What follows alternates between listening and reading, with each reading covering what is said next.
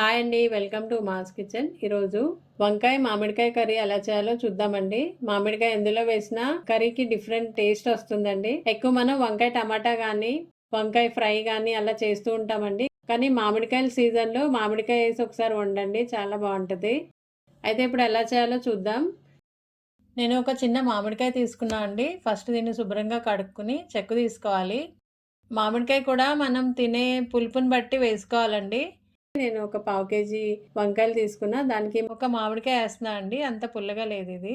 అయితే ముందు చెక్కు తీసుకుని ఇలా కట్ చేసుకోవాలి. ఎలాగైనా కట్ చేసుకోవచ్చండి, మీకు ఎలా కావాలో అలా కట్ చేసుకోవచ్చు. కట్ చేసుకుని పక్కన పెట్టుకోవాలి. తర్వాత వంకాయలు కూడా కట్ చేసుకుని ఉప్పు నీళ్ళలో వేసుకోవాలండి. మనకి కూర వండటం కొంచెం లేట్ అయినా సరే అవి నల్లబడవండి. మనం ఏ వంకాయ అయినా తీసుకోవచ్చండి, ఏదైనా బాగానే ఉంటుంది మామిడికాయలు వేస్తే. ఇప్పుడు కర్రీ ఎలా చేయాలో చూద్దాం. ముందుగా స్టవ్ వెలిగించుకుని స్టవ్ మీద ఒక కడాయి పెట్టుకుని అందులో ఆయిల్ వేసుకోవాలండి. ఆయిల్ కొంచెం వేడైన తర్వాత ఒక పెద్ద ఉల్లిపాయ కట్ చేసుకుని వేసుకోవాలి. అలాగే పచ్చిమిరపకాయలు కూడా వేసుకోవాలండి. పచ్చిమిరపకాయలు కొంచెం ఎక్కువ వేసుకోవచ్చు, మామిడికాయ పులుపు కాబట్టి. తర్వాత కరివేపాకు ఇంకా పసుపు కూడా వేసుకుని వేయించుకోవాలి. ఇవి బాగా వేగక్కర్లేదండి, మామూలుగా మెత్తబడితే సరిపోతుంది.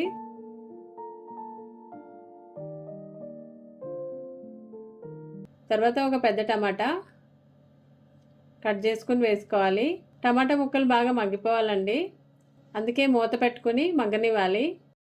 మధ్య మధ్యలో కలుపుకుంటూ మూత పెట్టుకుని బాగా మగ్గబెట్టుకోవాలండి.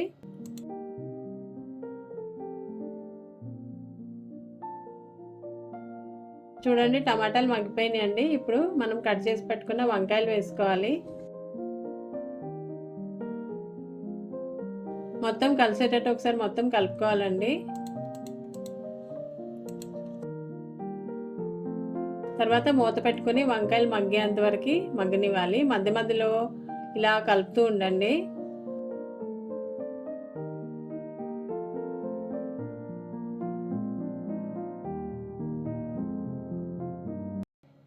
వంకాయలు కొంచెం మగ్గిన తర్వాత మామిడికాయ ముక్కలు కూడా వేసుకుని మొత్తం ఒకసారి కలుపుకోవాలండి. మామిడికాయ ముక్కలు త్వరగా ఉడికిపోతాయండి. ఇవంతా ఒకసారి కలిసేటట్టు కలుపుకొని మూత పెట్టుకుని మామిడికాయ ముక్కలు కూడా కొంచెం మగ్గేంత వరకు మూత పెట్టుకుని ఉడకనివ్వాలి. చూడండి, కొంచెం ముక్కలు మగ్గినాయండి. ఇప్పుడు అందులో రుచికి తగినంత ఉప్పు ఇంకా కారం వేసుకుని మొత్తం ఒకసారి కలుపుకోవాలండి.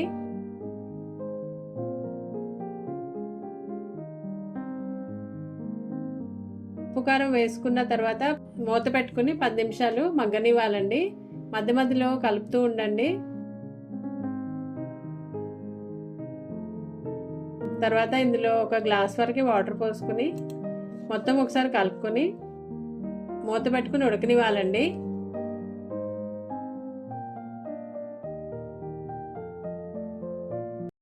కొంచెం గ్రేవ్ దగ్గర పడేంత వరకు ఉడకనివ్వాలండి.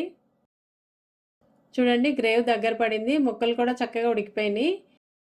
ఒకసారి ఉప్పు చూసుకోండి, ఒకవేళ తక్కువైతే కలుపుకోవచ్చు, లేకపోతే స్టవ్ ఆఫ్ చేసేయండి. ఇంతే అండి వంకాయ మామిడికాయ కర్రీ.